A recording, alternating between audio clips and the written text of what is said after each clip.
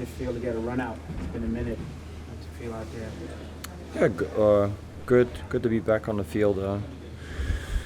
But yeah, we wish obviously we could have finished that game better and take care of business and take the 3 points. But lots of good chances we created. Good things. I think controlled possession throughout the game for the most part. Maybe just missed that killer instinct a little bit to really put the game away and take care of business. So. Sorry, Smith just said that. Go ahead and finish your thought. No, that was it.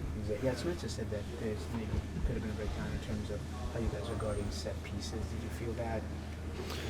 Yeah, well, we're gonna have to look at it. I mean, it's in particular, the first goal I'm assuming is the one, but I mean, you also have to say that it became quite apparent. I think that they worked on set pieces. They went short on a lot of corners as well.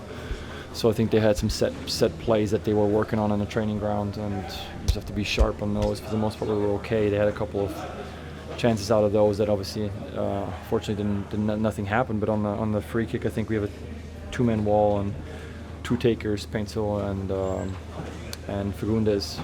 They played short inside, and I think our wall sort of, one of the wall guys steps to the inside. Again, I haven't seen it yet, but this is sort of what I remember.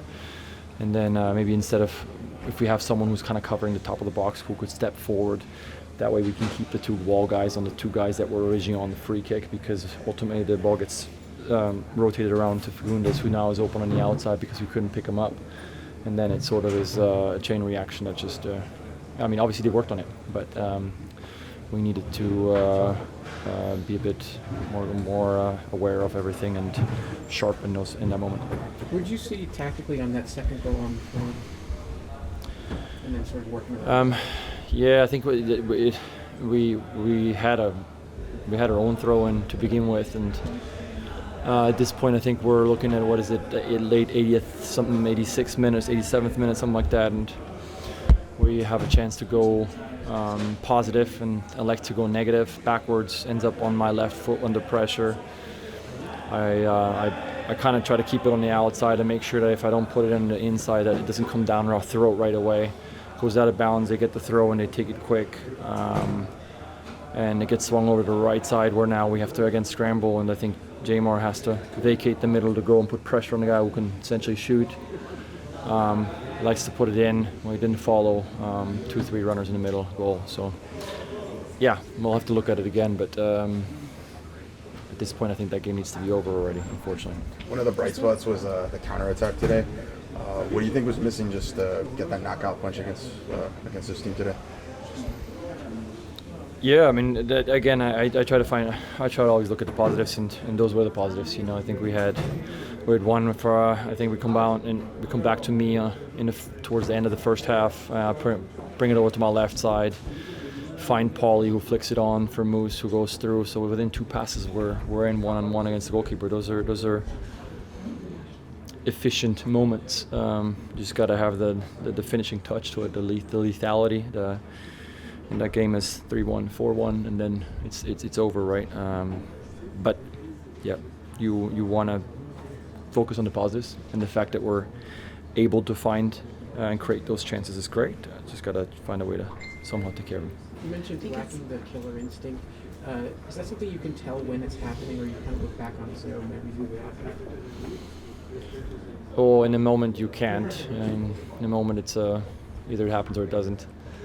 But it can have an effect on the game, right? I mean, it's obviously that the game is you're taking it out of their reach, or it's a bit deflating for a team if you carve out high quality chances and you cannot take care of them.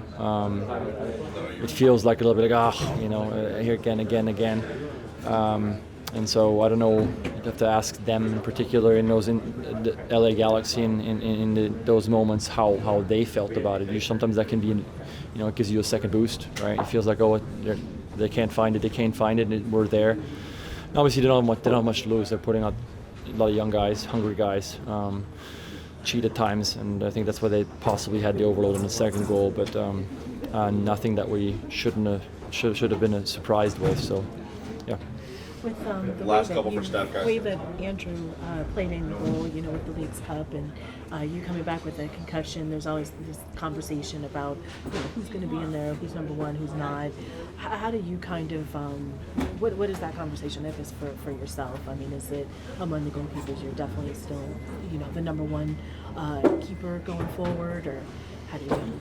How is that? My internal conversation? Maybe not internal, but I mean. No, look, you. Are we making something out of nothing?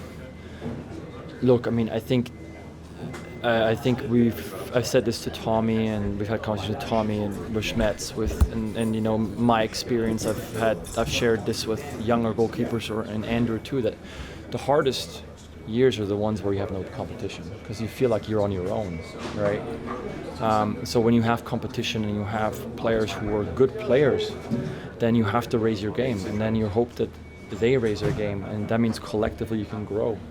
And he's had a phenomenal tournament, obviously, but at the same time I was so happy. Like, I mean, I think the moments goalkeepers, we're a team sport for one, and I think most players play this game because you can achieve something together that you cannot achieve as an individual. And goalkeepers are almost a bit extra. We talk about the goalkeepers union all the time, and the moment when you are able to win a trophy, I think sharing in that moment, embracing each other and cheering, and it feels real. It feels, even if you haven't played. I didn't play in a tournament. I felt like I was there. I played my part on the training field. I made sure that he went about his business the same way as he did in all the other games before. About to face Messi in a final. Don't change your game. You've been playing perfect, and he did.